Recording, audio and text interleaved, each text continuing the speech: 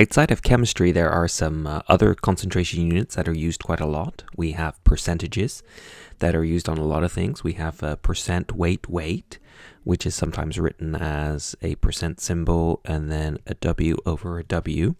And this is defined as being the mass of solute, typically in grams, divided by the mass of the, and here's the tricky thing, it's the whole solution in grams, and that will give you a fraction.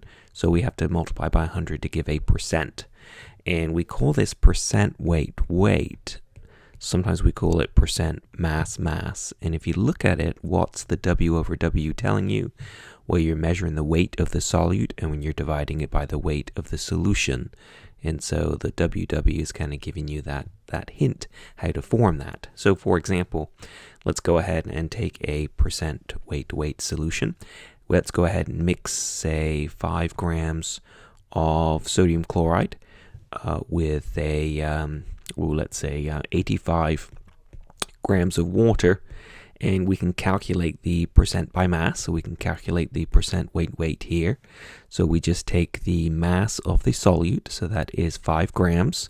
Solute is the one we've got the smallest component of, and then we divide by the mass of the solution. So that is 85 grams, and we go ahead and we times by 100, and when we do that, we get 5.9% weight. And of course, if you are wondering what the heck I am doing it completely wrong. So do you spot the problem?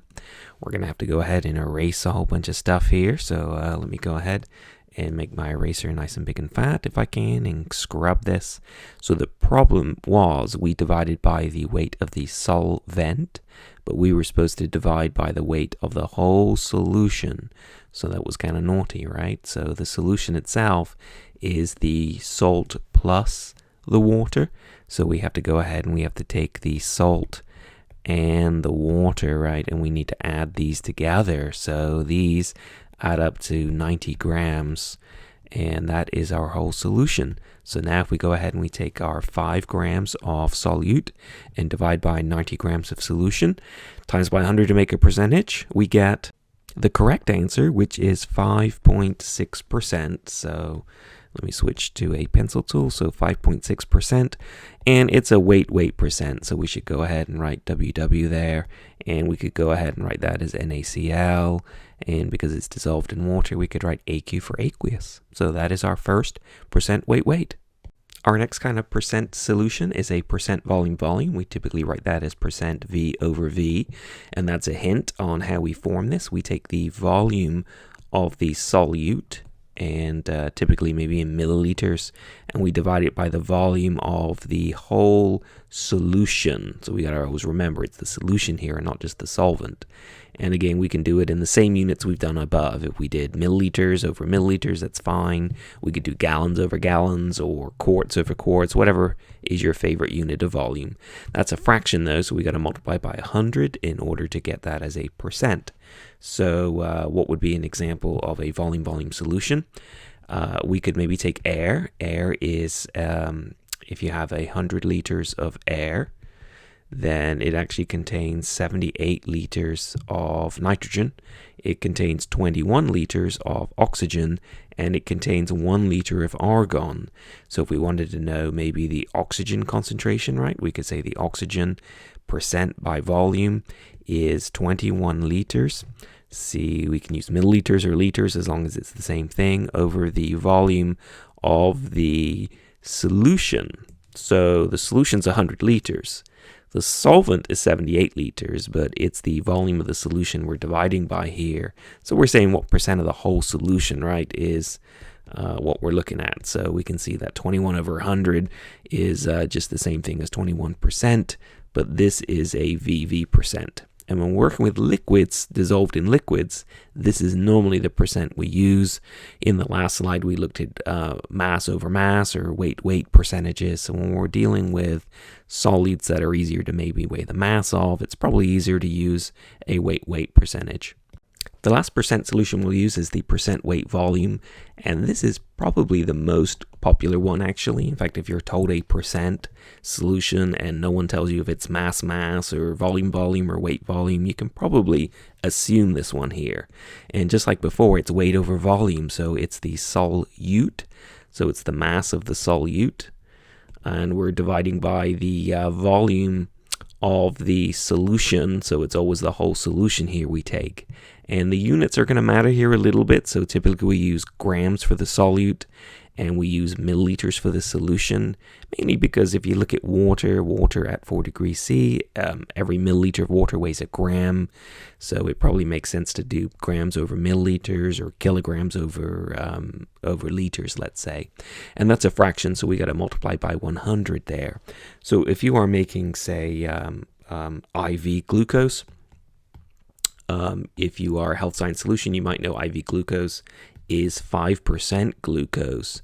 And the question is, what percent is it, right? Is it percent weight? So that would be 5 grams of glucose in every 100 grams of solution.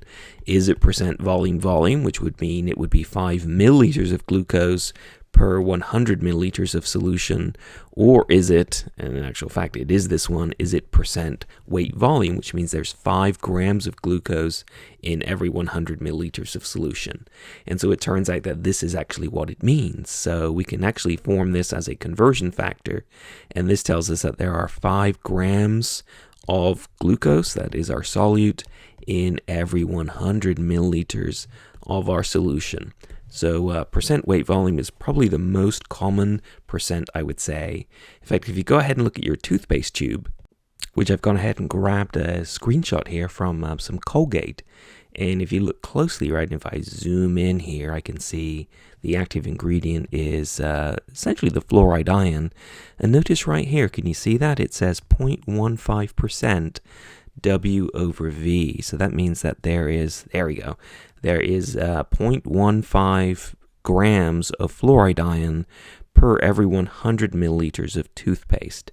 In fact, it's the fluoride that's the active ingredient. So they tell you it's 0.76% of sodium monofluorophosphate weight volume, but it's really the fluoride ion itself that you care about. So that is on the side of some toothpaste. How cool is that? So we can go ahead and do a calculation maybe. We could say if I have, say, 15 milliliters of toothpaste, and if I can spell toothpaste right, and it is 0.15% weight volume in fluoride ion, then we could say how many grams of fluoride are in our toothpaste. So this would be a great calculation here. So what does 0.15% weight volume mean? That basically means that there are 0.15 grams of fluoride in 100 milliliters of toothpaste. So toothpaste, that's kind of a long word, isn't it? There we go. So how would we set this up? So if we've got 15 milliliters of toothpaste, we would set that up front, and then we would multiply by our conversion factor. So our conversion factor, right, there's 0.15%, so 0.15 grams in 100 milliliters. And the question is, what goes on the top? The answer is grams of fluoride. What goes on the bottom? 100 milliliters. That's the only way for the units to cancel. So there's our 100 milliliters on the bottom, and there's our 0.15 grams of fluoride on the top. And we can go ahead and we can punch this in on our calculator. Into two significant figures, we get 0.0225, so 0.23 grams of fluoride. So all our percent calculations, we basically do the same.